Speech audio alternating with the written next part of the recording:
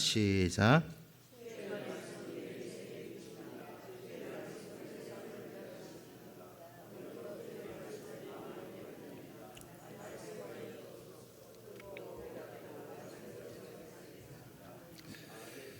할렐루야. 인생을 바다에 비유를 한다면 밀려오는 파도는 우리 개인, 우리 가정에게 밀려오는 파도는 고난의 파도이겠습니까? 기쁨의 파도이겠습니까? 살다 보면 고난, 어려움, 시험 이런 것들이 끊임없이 파도처럼 밀려옵니다. 근데 여러분들의 인생을 보면 고난의 파도가 많습니까? 기쁨의 파도가 많으십니까? 일반적으로 고난, 이것을 파도에 비유를 많이 합니다. 우리 살다 보면 기쁨은 어떻습니까? 그 기억이 오래 가시나요? 기쁨, 즐거움, 행복 금방 잊어버립니다. 그런데 고난, 시험은요 오래 갑니다. 그렇지요? 아니십니까?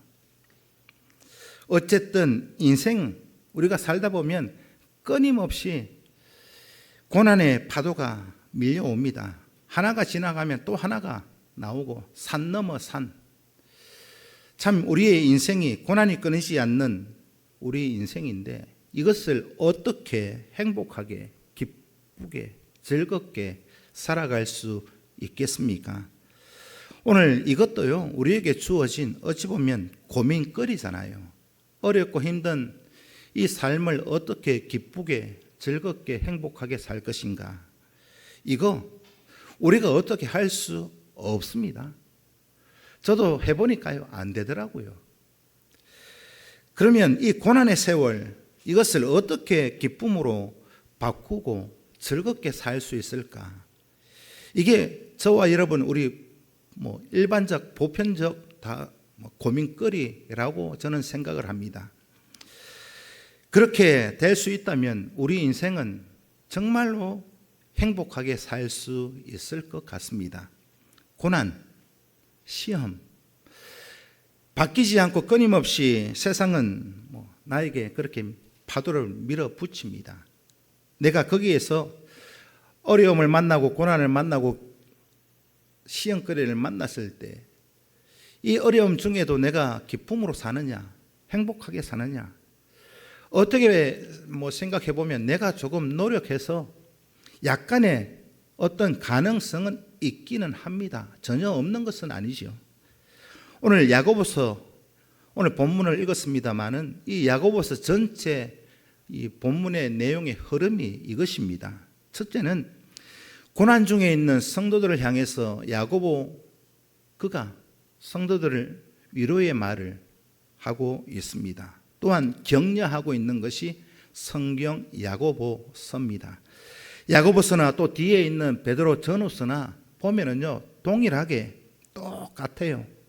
고난 중에 있는 시험거리가 많은 그런 성도들을 격려하고 있는 말씀이고, 또 두 번째는 야고보서는 이론만이 아니라 머리로만 알고 있는 지식이 아니라 실천을 강조하고 있는 그런 말씀으로 구성되어져 있습니다. 그것을 우리가 이 한 줄로 요약하면 그렇게 표현할 수 있을 것 같습니다. 이론을 무시하는 게 아니라 머리로 지식으로 알고 있는 것을 전혀 무시하라는 말이 아니라 이론만이 아니라 이론에 머물러 있지만 말고 아는 것에 만족하지 말고 그것을 우리의 삶에서 행동으로 실천적으로 나타내라. 이것이 야고보서가 우리에게 주고 있는 핵심 주제이기도 합니다. 또 이 야고보서는요 이론도 중요시하고 또 실천도 중요시합니다. 지난주에 혹 제가 설교 드렸던 내용 혹 기억나십니까? 말씀을 듣는 게 중요합니까? 아니면 대접하는 게 중요합니까? 연장선에서 말씀을 듣는 것도 중요하고 대접하는 것도 중요한데 지난주일은 상황에 맞게 목적에 맞게 잘 하면 된다 했습니다. 오늘 그 지난주일 설교에 이어서 믿음이 개인적인 그런 영역에 머물러 있지 아니하고 공동체 영역에서 실천되어지는 행동되어지는 모습이 있어야 참된 믿음이 있는 성도다라고 할 수 있습니다.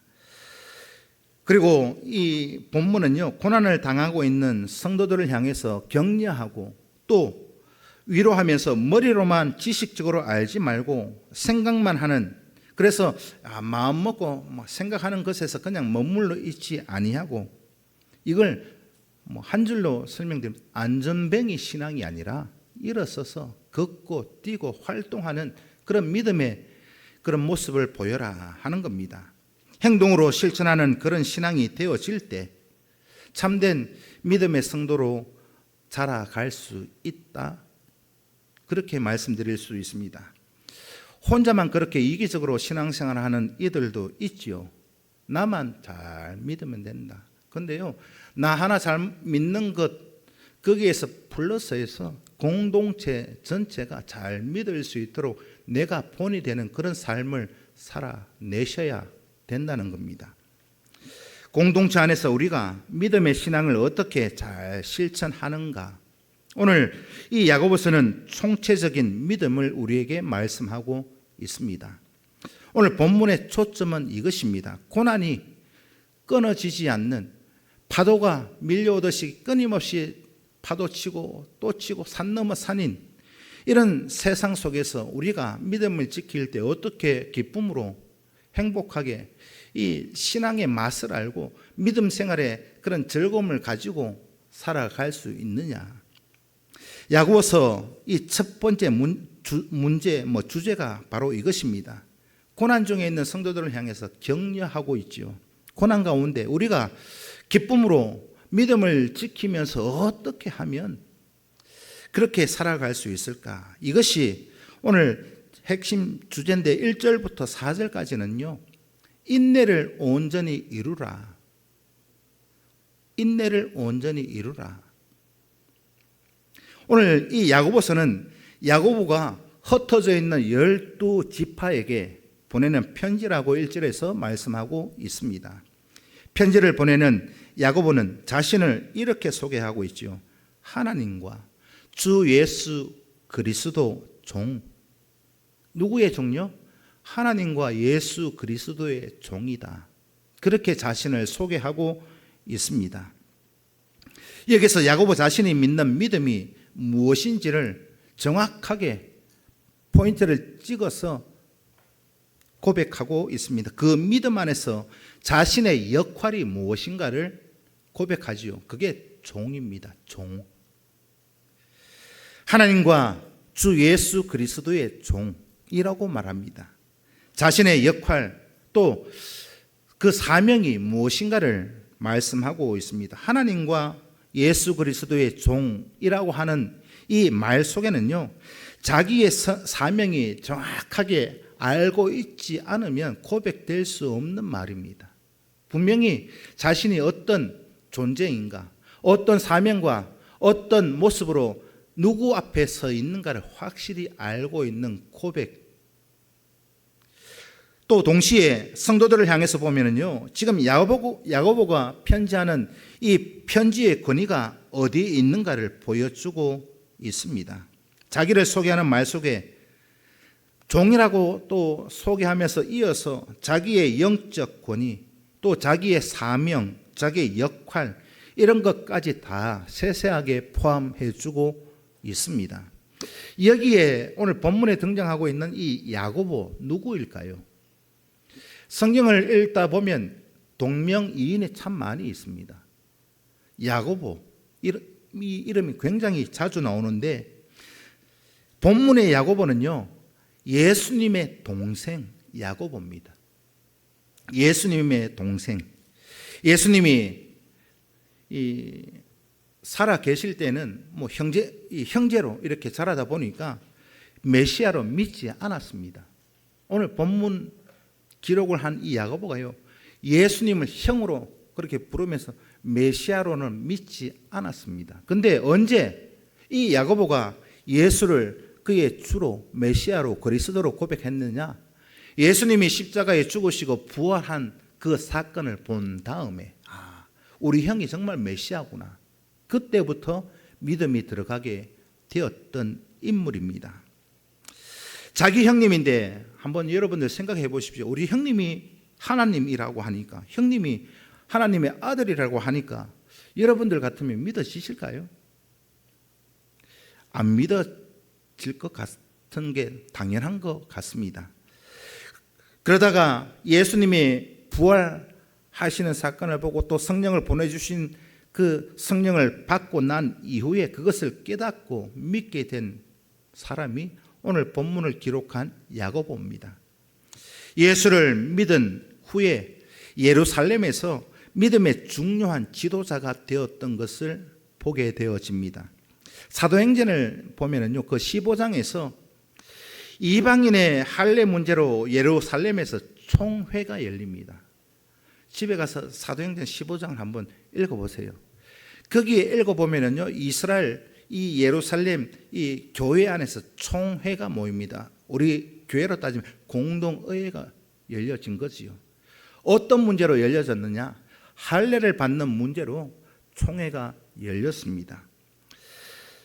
이 할례를 받아야 되느냐 말아야 되느냐, 우리만 받아야 되느냐, 이방인도 받아야 되느냐, 받지 말아야 되느냐, 이런 문제로 해가지고 총회가 열렸는데, 총회 마지막에 마무리 발언을 한 사람이 야고보입니다.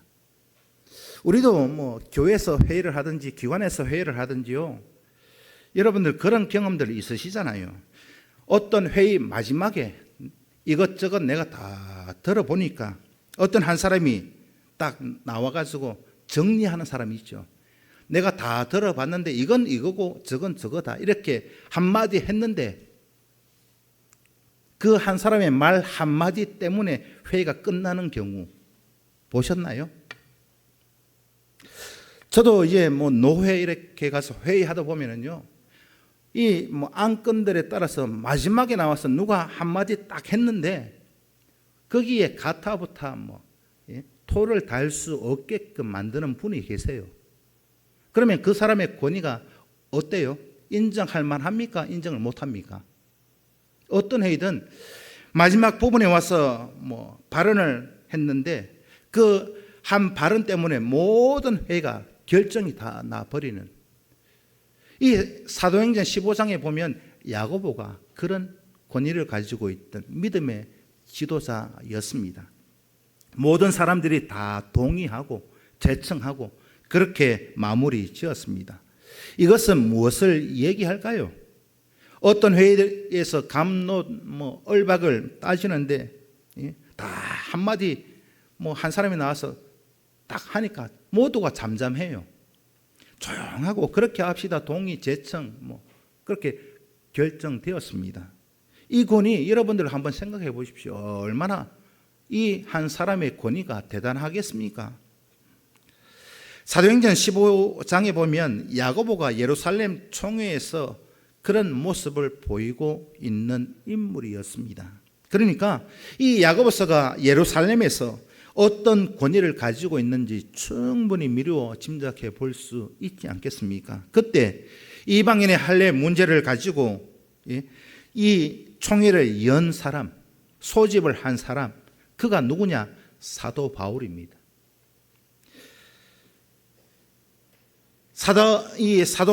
사도 바울이 이 문제를 제기했는데 이런저런 얘기를 다 듣고 나서 뭐 모든 문제가 해결이 되니까 이런 모습을 보고 사도 바울이 야고보를 향해서 이렇게 평가하고 있습니다. 갈라디아서 2장 9절 말씀 함께 읽습니다. 시작.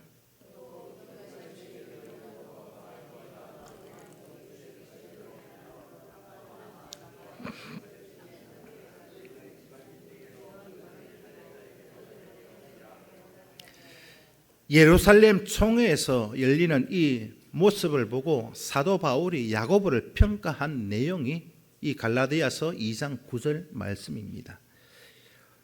여기 어떻게 야고보를 소개하고 있습니까?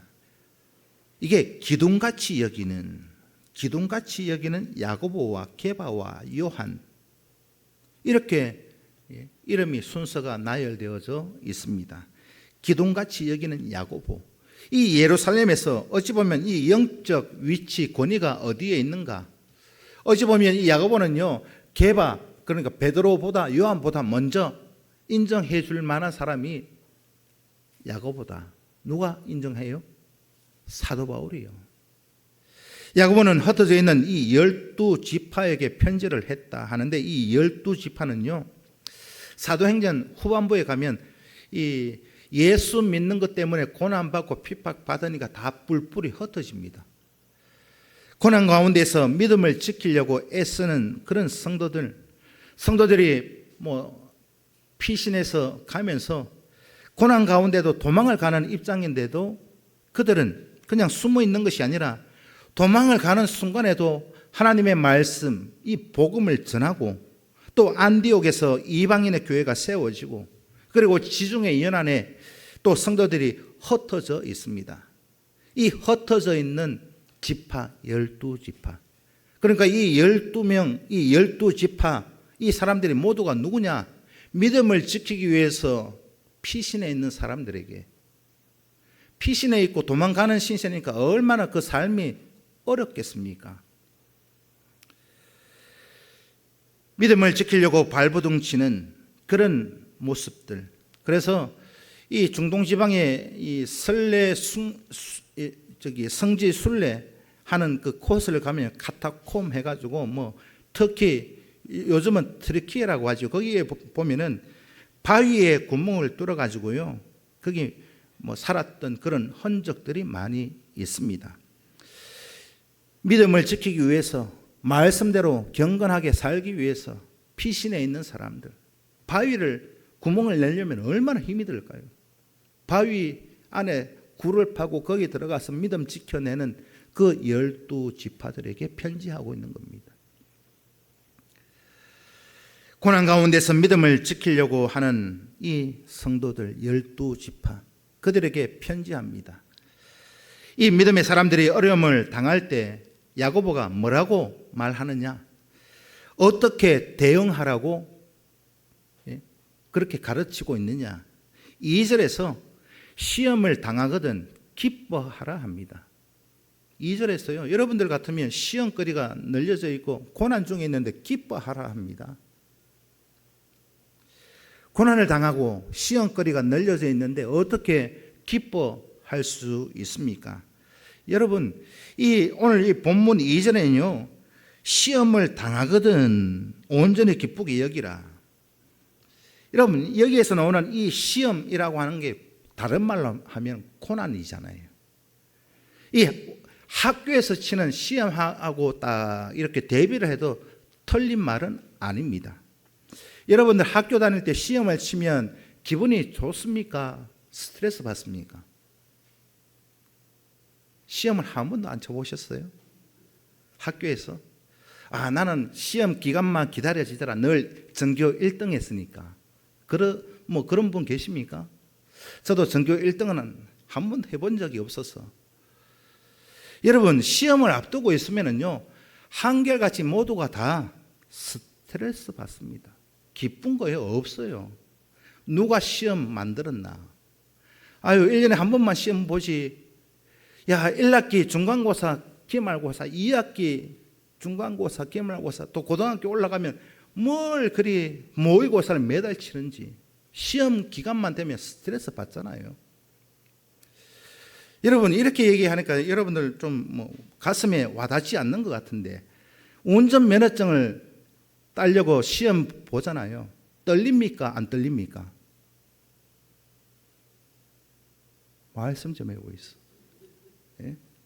운전면허증 따려고 시험장 가면 시험지 이게 문제 필기를 하든 실기를 하든 떨려요, 안 떨려요? 스트레스 받습니다. 또 다르게 표현을 하면은요, 여러분들이 건강검진 하러 가죠. 건강검진도 시험의 일종입니다. 여러분들 건강검진 갈 때 스트레스 받습니까? 이 검진 받는 게 즐겁고 기다려지십니까? 다 스트레스 받잖아요. 그런데 우리가 고난이 있고 스트레스 받는 그런 일들이 우리 주변에 펼쳐져 있으면요, 한결같이 다 기뻐할 수 없습니다. 만약에 기뻐하면 저 사람의 정신이 어떻게 됐나 그렇게 얘기할 겁니다. 그런데 왜 오늘 야고보는 어려움 중에 있는, 고난 중에 있는, 시험 중에 있는 성도들을 향해서 시험을 만나거든 기뻐하라 합니까? 상식적으로 이해가 안 되는 부분인데, 그런데 성경은요, 믿음의 시련, 고난, 시험거리를 당할 때 기뻐하라 합니다. 믿으십니까? 처음 듣는 얘기십니까? 아멘 좀 해보이소. 예? 오늘 이 본문뿐만이 아니고요, 성경은 고난이 있느냐, 시험거리가 있느냐, 기뻐하라고 말씀하고 있습니다. 우리가 너무나 잘 알고 있는 말씀, 데살로니가전서 5장 16절부터 18절까지 말씀을 함께 읽습니다. 시작.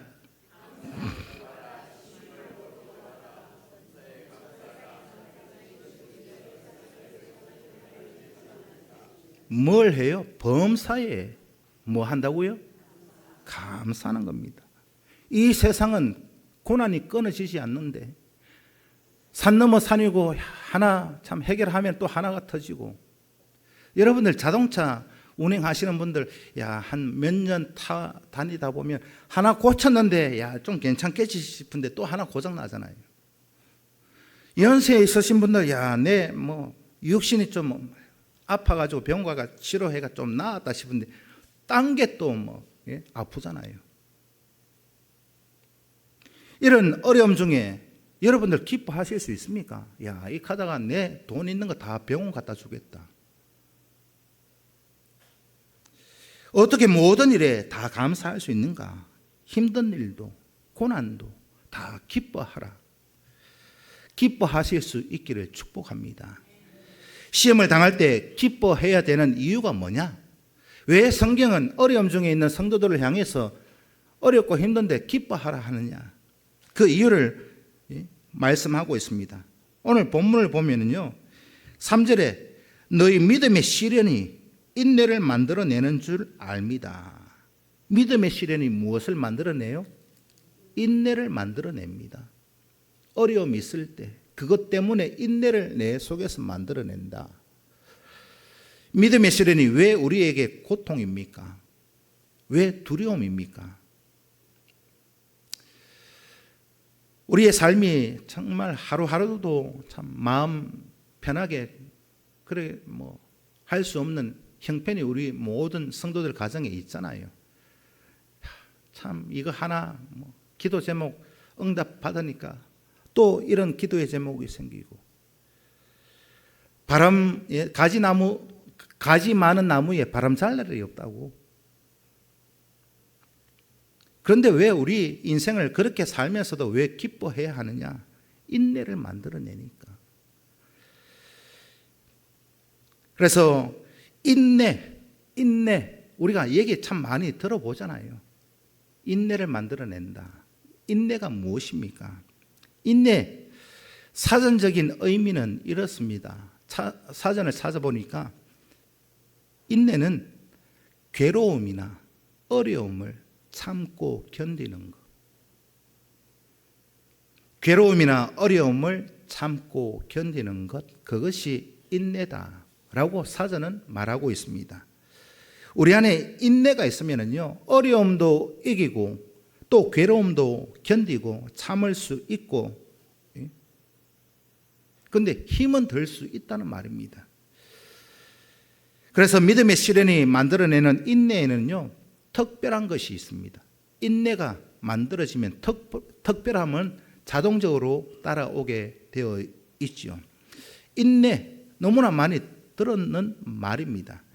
저도 어릴 때 중학교 1학년 때인가 2학년 때인가 교실 뒤에 그 액자에 그런 글이 서 있었습니다. 거푼 해가지고, 인내는 쓰나 그 열매는 달다. 들어보셨죠? 제가 중학교 1학년 때인가 2학년 때인가 거푼이었습니다. 믿음의 시련이 만들어내는 그 두 가지가 있는데, 첫째는요, 믿음의 시련, 죄, 불순물을 제거해냅니다. 뭘 만들어내요? 내 속에 있는 죄, 있어서는 안 되는 불순물을 제거해냅니다. 우리가 믿음으로 산다 말은 하면서도 별 생각 없이 막 살 때 있잖아요. 어떤 고난이 딱 닥치고 나니까 그때 내가 왜 이렇게 이 어려움을 겪을까? 왜 나에게 이런 고난이 있을까? 돌아보게 되고, 또 거기에서 돌아보는 것 외에 또 나타나는 게 뭐가 있을까요? 회개가 나옵니다. 돌아보게 되고 회개가 나오고 자기의 모든 불순물을 다 제거시킵니다. 그래서 불순물을 제거하고 나면 불안도, 의심도, 스트레스도 사라지게 되어져 있습니다. 죄가 없어지면 두려움도 없고 불안이 없어진다는 말입니다. 우리가 흔히 세상에 어떤 소문이 있을 때요, 뉴스를 보더라도 나는 떳떳해요. 죄 지은 게 없어요. 그런데 누가 카더라 해가지고 경찰서나 이런 데 잡혀가지고 가서 조사를 받아요. 그러면 죄가 없는 사람은 죄가 없으니까 아무리 털어봐라 내한테 먼지 하나 나오는가 떳떳하지 않겠습니까? 죄가 없는데. 누가 말하지 않아도 죄가 있으면은요 불안합니다. 여러분 지구대나 파출소에 가서 조사 교통사고 나서 이래 조사를 꾸며도 다리가 벌벌 떨리잖아요. 예? 교통사고 별거 아닌데도 접촉사고 나가지고 과실 비율을 몇 대면 누가 가해자고 누가 피해자고 그거 따져도요 현장 검증 교통계 직원들이 나가 다 이렇게 길이 재고 브레이크 잡은 길이가 몇 미터 이런 거 재면요 자기가 알아요. 내가 과실이 있는 사람은 벌벌 떨립니다. 그런데 내가 가만히 있다가 받친 사람은요 떳떳하잖아요. 난 가만히 있는데 내 뒤통수에 눈이 달렸나 뒤에서 갖다 박는 거예요. 갖다 박으라 그러고 떳떳합니다. 왜? 내 과실이 없으니까. 그래서 여러분 우리가 고난이 닥치면은요 자신을 돌아보게 만듭니다. 자신의 잘못을 뉘우치고 회개하게 만들고 죄를 제거해 냅니다. 두 번째, 이 믿음 때문에 우리가 당하는 고난, 시련은요 소망을 불러일으킵니다. 첫째는 죄를 깨닫게 하고 회개하게 하고, 두 번째는 소망을 가지게 만듭니다. 고난이요, 시험거리가요. 앞에서 제가 이 인내가 뭐라고 했습니까? 여러 가지 어려움, 이것을 견디는 거. 여러분 견디려면 힘이 있어야 되잖아요. 힘든데 어떻게 이걸 헤쳐나갈 힘이 있어야 하지 않겠습니까? 그런데요 이 죄의 문제가 해결되면 자동적으로 힘이 납니다. 예를 들어서 그런 거 있죠. 우리가 어떤 건물을 지을 때 요즘은 철골조 콘크리트조 해가지고 레미콘 갖다 붙고 이거 다 벽돌조 해가지고 건축하는 방법이 여러 개가 있잖아요. 건물을 지을 때 특별히 요즘은 H빔 가지고 건물을 많이 기초를 합니다. 기둥을 세우는데 그 H빔 안에 불순물이 들어가 있으면은요 어떨까요? H빔 안에 이제 포스코에서 만들어 와가지고 이제 세우려고 하는데 그 H빔 안에 불순물이 들어가 있어요.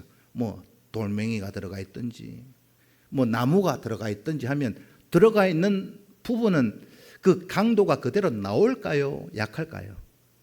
약할 수밖에 없습니다. 그래서 우리 안에 죄라고 하는 불순물을 걷어내고 나면은요 자연적으로 힘이 나게 되어져 있다는 겁니다. 그래서 죄를 회개하고 돌이키는 게 그만큼 중요합니다. 불순물을 제거하는 거예요. 지난 수요일날 제가 말씀드렸죠. 야, 우리 몸 안에 콜레스테롤 이런 지방 많이 있으면요 기운이 없잖아요. 몸이 힘을 쓰려고 해도 없습니다. 그래서 이 믿음의 실현은요, 불순물을 없애는 순간 힘은 자동적으로 따라온다 생각하시면 맞습니다.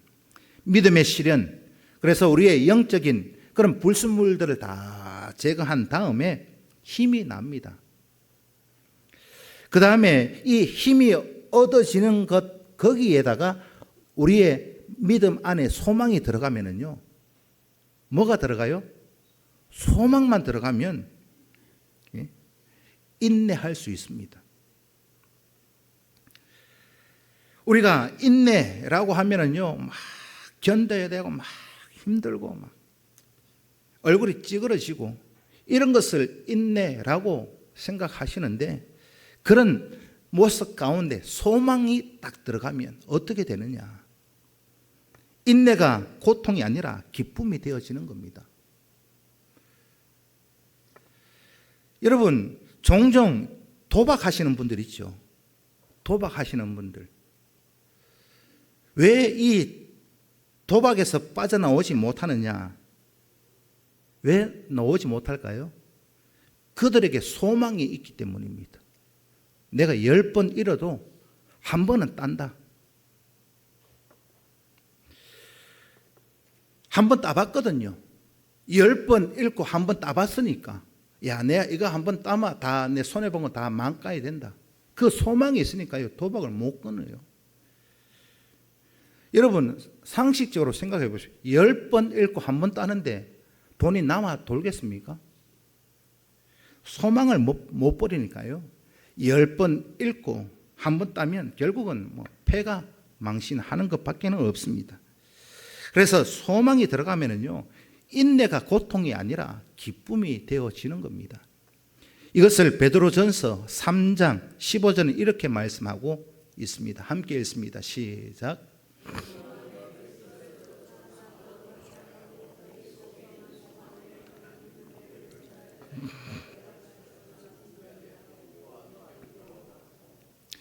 이 베드로전서 3장을 보면, 여기 보면 너희 마음에, 여러분들 마음에 주를 누구로 모셔야 될까요? 세상 거요? 그리스도를 나의 주로만 삼고 있으면은요, 거룩하게 되고, 다르게 표현하면 예수 그리스도가 내 안에 들어오셔서 나를 장악하고 나를 주인 삼고 계시면 거룩하게 되어진다는 말입니다. 예수를 구주로 삼아 거룩하게 되고 모든 죄악의 찌꺼기를 다 제거하라는 겁니다. 그 다음에 너희 속에 소망에 관한 이유를 묻는 자들에게 우리 안에 소망이 있다. 우리 안에 소망이 있다. 베드로 사도도 그렇고 지금 이 믿음 안에서 고통받고 있는 이 세상에도 기쁨으로 살아가야 되는 이유가 이 두 가지라는 겁니다. 예수 그리스도를 나의 주로 삼고 그 확실한 믿음이 있다면 우리는 거룩해질 수 있습니다. 그 다음에 우리에게 또 뭐가 있느냐? 소망이 있다. 이 두 가지가 있으면요, 문제될 것이 없습니다. 오늘 본문에서 말씀하고 있는 이 믿음의 인내가 바로 이 두 가지입니다. 거룩함, 죄를 깨닫고 회개하고 돌아서고, 그리고 영원한 생명과 영원한 영광에 대한 소망, 예수 안에 있는 소망, 우리로 하여금 그것이요, 그 소망이 우리를 고난 중에서도 기쁨으로 견디게 만들어내는 힘이 있다 하십니다. 그래서 여러분들이 믿음의 그 어려움을 당할 때, 고난을 당할 때 기뻐하라. 왜요? 그 시련이 인내를 가져다 주기 때문입니다. 여러분들 안에 인내가 만들어지고 세워지면은요, 이 두 가지는 자동적으로 만들어질 수밖에는 없는 겁니다. 거룩함, 소망이 있기 때문에 거룩함과 소망이 우리 면역에 형성되기만 하면은요, 어려움이 여러분들 기쁨으로 바뀌어집니다. 세상의 어떤 고난의 바이러스도 이길 수 있다는 말입니다. 여러분들 예방접종 왜 하십니까? 예방접종 하고 나면 뭐 며칠 아프기도 하고, 뭐 어떤 사람은 뭐 잘못 맞아서 백신 때문에 죽는 사람도 있고, 근데도 왜 맞아요? 왜 맞습니까? 내 안에 항체를 만들려고. 그래야 사니까. 어찌 표현하면 오늘 이 본문의 이 모든 내용을요, 이 예방접종, 백신 맞는 거에 딱 이 비유를 들어서 말씀드릴 수 있습니다. 내가 살려니까, 병에 걸리지 않으려니까 백신 맞잖아요. 예방접종 합니다. 예? 그거요, 항체를 만들어내기 위해서 똑같은 균을 이 안에 집어넣는 거예요. 어떤 분들은 예방접종하고 나면 팔도 막 며칠 아프고 막 몸살 하는 분들도 있잖아요. 왜 맞아요? 맞지 말지. 안 맞으면 뭐, 예? 팔 아플 일도 없고 주사바늘 꽂힐 일도 없잖아요. 근데 왜 맞습니까? 고난인데. 생명이 살아야 되니까. 그런 이치하고 똑같다 보시면 됩니다. 그러면 인내를 온전히 이루면 어떤 유익이 있을까요? 오늘 본문 4절에 인내를 온전히 이루라. 그러면 인내가 너희를 부족함이 없는 성도로 만든다. 그렇게 말씀하고 있습니다. 믿음의 인내에는 두 가지 요소가 있다고 말씀드렸습니다. 고난과 어려움과 이 시련을 견디는 힘, 그리고 믿음의 소망, 이 둘이 합쳐질 때 온전한 인내를 이룰 수 있습니다. 여러분, 힘이 있어요.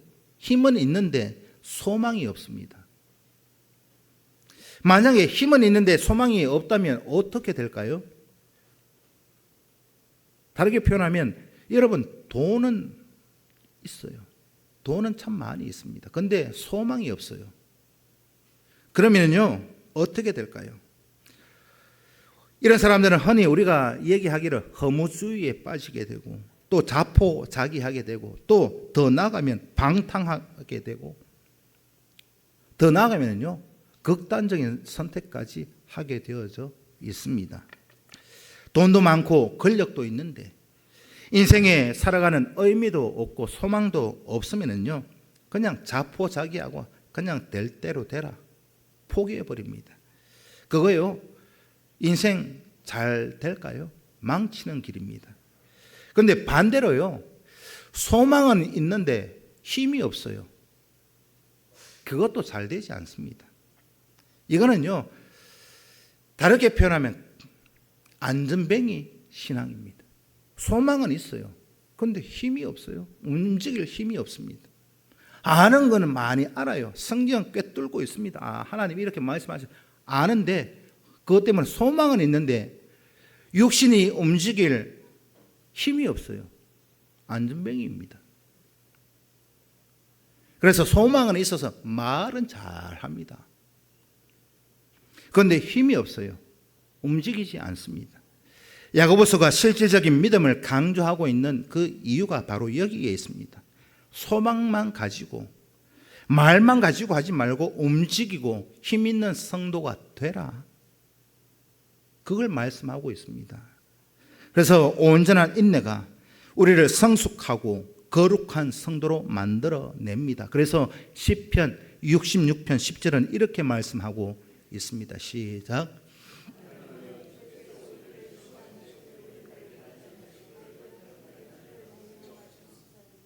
은을 단련하는 게 무엇입니까?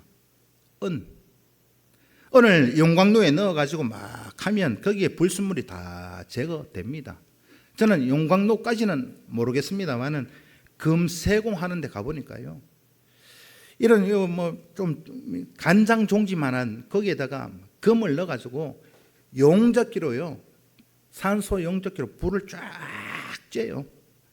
그럼 불순물은 거기 섞여져 있는 불순물은 다 없어져요. 다 타버립니다. 그러면 이 간장 종지만한데 그 뭐만 남느냐? 금만 남아요. 혹 보셨습니까?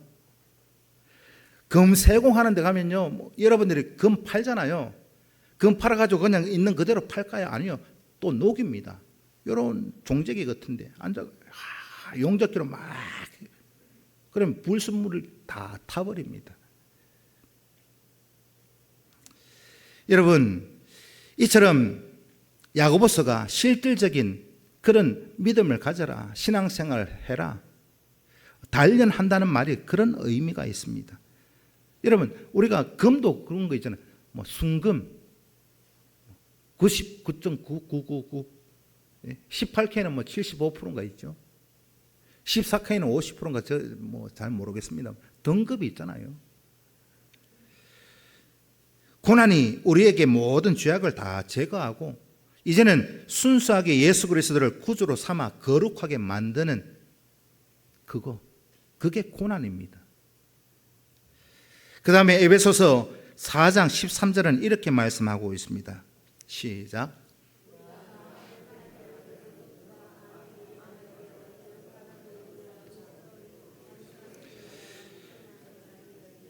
이 에베소서 4장 13절을 보면요, 이 고난이라고 하는 것이 우리의 삶의 본질을 찾게 만듭니다. 그래서 시련을 통해서 거룩한 힘과 믿음의 초점을 맞추어라. 여러분, 어려움이 있을 때요, 참 시련을 만날 때 이 거룩함을 이루어내고 믿음의 소망을 꼭 갖추어서 온전한 인내로 그리스도를 닮아 가실 수 있기를 축복합니다. 오늘 5절부터 8절까지는요, 오직 믿음으로 구하라 하십니다.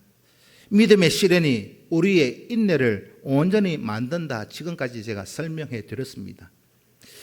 인내의 핵심은요, 거룩한 힘과 또 믿음의 소망, 이 두 가지입니다. 우리가 믿고 바라는 믿음의 핵심, 이 소망이 무엇일까요?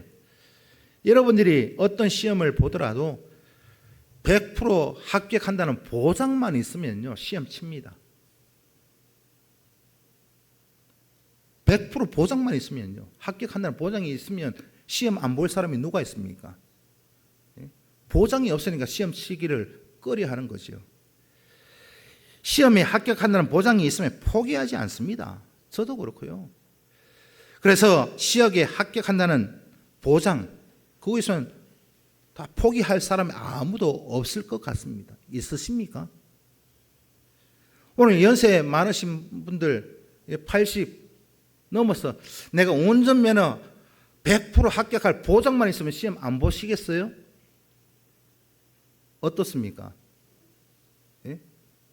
100% 시험 쳤는데 100% 합격시켜준다 그러면 갈걸요? 포기하지 않습니다. 우리가 하나님 앞에서 하나님의 계획하심 또 하나님의 목적을 깨닫고 이 땅에서 우리가 죽은 다음에 어떻게 되는가를 확실히 알고만 있다면요, 포기하지 않습니다. 이 어려움을 통해서 하나님 뭔가 뜻하신 계획하심이 있을 것이다. 어떤 목적을 가지고 이런 어려움을 허락하셨을 것이다. 그러니까 시험에 분명히 합격한다는 소망이 뭐냐? 믿음의 소망이 뭐냐? 오늘 저와 여러분, 하나님의 계획, 하나님의 뜻, 그 하나님의 목적, 우리를 하나님의 아들로 삼으시고 영원한 천국으로 인도하실 그 하나님 믿잖아요. 그럼 포기하지 마십시오. 고난이 있다고. 영생을 누릴 100% 보장이 있는데 이 땅에 있는 어려운 고난 때문에 그 믿음 팔아버리시겠습니까? 이것을 우리가 가지고 있다면 알아야 되잖아요. 가지려면. 하나님의 뜻이, 하나님의 목적이 어디에 있는가 알려면은요, 하나님이 주시는 지혜가 있어야 됩니다. 지혜에 대해서 많이 듣잖아요. 잠언서를 봐도 지혜에 대해서 계속 말씀하고, 요즘 이제 새벽 예배를 전도서를 보는데 전도서도 지혜가 어떤 것인가를 말씀하고 있습니다. 지혜를 사전적인 의미를 찾아보면 이렇습니다. 지혜가 뭐냐? 사물의 이치나 상황을 깨닫고 바르게 행동하는 것. 내 눈앞에 펼쳐져 있는 그 어떤 현상을 보고 바르게 행동하는 것. 아, 이건 이거구나. 깨닫고 행동하는 것. 그게 지혜입니다. 그거요, 배운다고 되어지는 거 아닙니다. 하나님이 주셔야 되는 하나님의 지혜인 것이죠. 그러면 하나님의 계획과 목적을 깨닫고 바르게 행동할 수 있는 이것이 참된 지혜인데, 하나님의 계획, 목적, 그것을 알고 내가 그 알았다면 어떻게 행동해야 할 것인가? 거기에 맞게끔 행동해야 맞지 않겠습니까? 알기는 아는데 세상 유행 따라가고 세상 풍조 따라가고, 그거요 가짜입니다. 오늘 저와 여러분 하나님의 계획과 하나님의 목적을 알아야 되니까 하나님의 도움이 반드시 필요합니다. 하나님이 주시는 지혜가 우리에게 반드시 꼭 확실히 있어야 됩니다. 그런데 하나님이 주시는 이 지혜를 우리가 어떻게 소유하고 가질 수 있느냐, 그게 문제이지 않겠습니까? 그래서 고린도전서 12장 10절 11절은 이렇게 말씀하고 있습니다. 시작.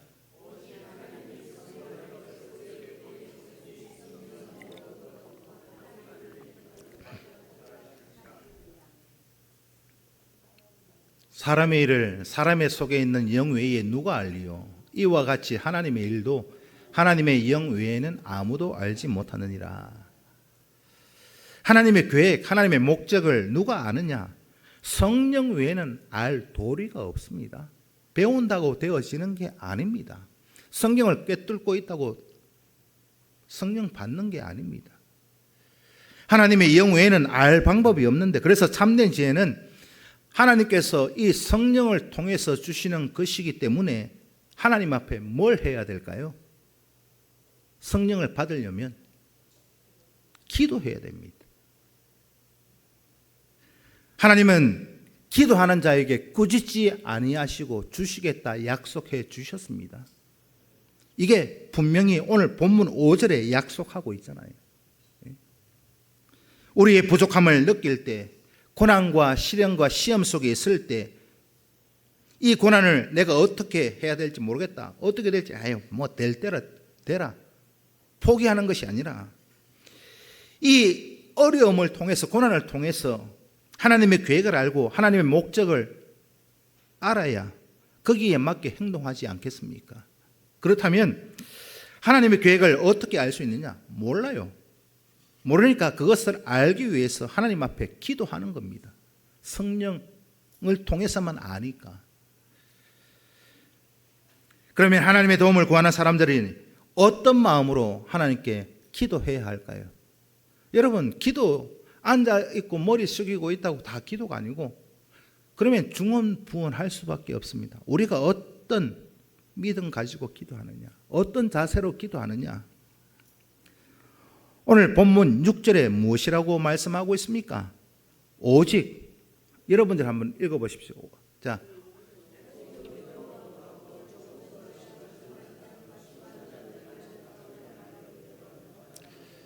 뭐 한다고요? 오직 무엇으로? 믿음으로 구하고. 기도의 응답의 핵심은요, 믿음으로 구하는 겁니다. 이것을 뒤집어 말하면 기도에 가장 큰 장애물이 있다는 것이요. 기도하는 데 있어서 가장 큰 장애물이 뭘까요? 졸리는 거? 잠 오는 거? 아니요. 의심하는 사람입니다. 무엇이든지 주께 얻기를 기대하지 말아야 됩니다. 의심하는 사람들은.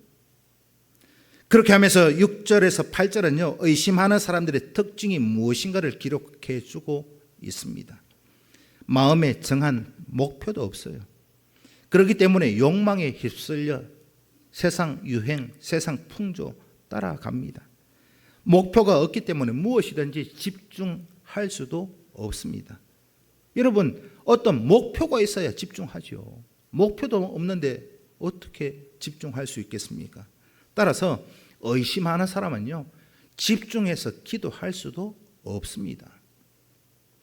정한 마음이 없으니까 집중도 안 되고, 이거는요 한 패키지입니다. 같이 따라가는 거예요. 그러니까 기도하지 않으니까 하나님의 성령을 받을 수도 없고, 성령을 받지 못하니까 하나님이 주시는 참된 지혜도 받을 수 없는 겁니다. 이거는요, 고구마 줄기처럼 하나 딱 떼면 자동으로 다 딸려오는 거예요. 하나만 아니요. 중요한 거는요, 하나님의 뜻, 하나님의 계획, 목적을 모르니까 시험을 이길 방법도 없다는 말입니다. 고난 가운데에서 하나님이 우리에게 원하시는 것이 무엇인지를 알지 못하기 때문에 엉뚱한 그런 행동을 할 수밖에 없을 겁니다. 그래서 시련 가운데에서도 기쁨으로 살아가는 방법은 이것입니다. 기도로. 무엇으로요? 기도로. 하나님의 계획과 목적을 깨달아서 지혜를 받는 것. 하나님, 나에게 이 고난, 이 시련을 왜 주셨습니까? 이 어렵고 힘든데 이거 어떤 하나님의 목적이 있어서 나에게 이걸 허락하셨습니까? 깨달을 수 있는 저와 여러분 꼭 되시기를 축복합니다. 하나님의 지혜를 가지면은요, 세상을 기쁨으로 살아갈 수 있습니다. 지금은 힘들어요. 지금은 어렵게 보여도 하나님이 원하시는 것이 이것이니까 우리는 확실하게 달려갈 수 있습니다. 그래서 데살로니가전서 5장 17절은 쉬지 말고 기도하라 하셨습니다. 오늘 본문에 있는 5절 그 내용하고 딱 똑같은 일맥상통한 말씀입니다. 하나님 앞에 지혜가 부족하거든 뭘 해요? 뭘 하실래요? 기도하셔야 됩니다. 그러면 넉넉히 주십니다. 아멘 좀 해보이소. 넉넉히 주시는데 아멘 해야 내게 되죠. 그래서 결국은 기도를 통해서 하나님의 지혜를 가지게 될 때 어떤 고난과 시련과 역경 가운데 있을지라도 기쁨으로 세상을 이겨낼 수 있습니다. 어려움 없는 분들 계십니까? 다 어렵잖아요. 병원에 계시는 김원아 집사님 얼마나 오고 싶을까요? 오늘 본문 1장 5절 말씀 마지막으로 다시 한번 읽어보도록 하겠습니다. 시작.